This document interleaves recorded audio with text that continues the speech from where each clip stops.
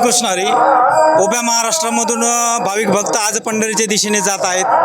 आज आपण पाहतो तिंतरवणी या गावामध्ये हरिभक्तीपरायण प्रल्हाद महाराजांची या ठिकाणी दिंडी पंढरीकडे प्रस्थान होत आहे. कसं दिंडीचं स्वरूप आहे आणि कशा पद्धतीने त्याचं नियोजन आहे, थोडक्यात बाबा या ठिकाणी सांगते. रामकृष्ण हरी. आपली ही दिंडी पळशी तालुका सिल्लोड येथून तपालेश्वर संस्थांच्या माध्यमातून दिंडी ही प्रस्थान झालेली आहे.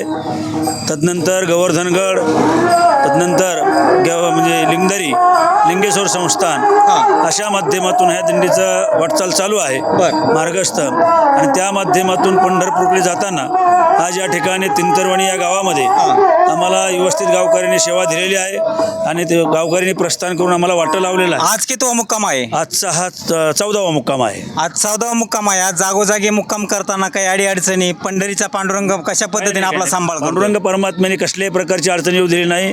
कोणाला मागे पुढे उभा राहा, सांभाळीत आली या घात निवाराया या नेयाप्रमाणे भगवंतांनी मात्र आम्हाला अतिशय फुलासारखं सांभाळलेलं आहे आणि सांभाळीत नेणार आहे ही आमची अंतःकरणाची खात्री आहे.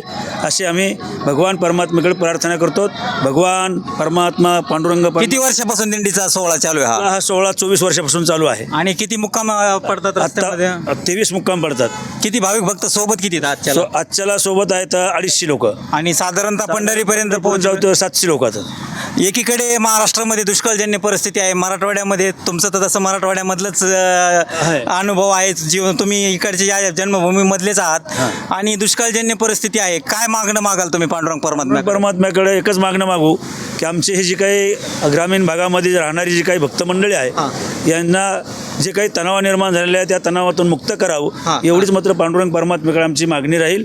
पांडुरंग परमात्मा आमची ती मागणी पूर्ण केल्याशिवाय राहणार नाही. धन्यवाद. आज आपण या ठिकाणी पाहतोत महाराष्ट्रामधून दिंड्या जात आहेत. आज आपण पाहिलं की तिंतरवणी या गावामध्ये हा दिंडी सोहळा आज प्रल्हाद महाराजांच्या मार्गदर्शनाखाली पंढरीच्या दिशेने जात आहेत.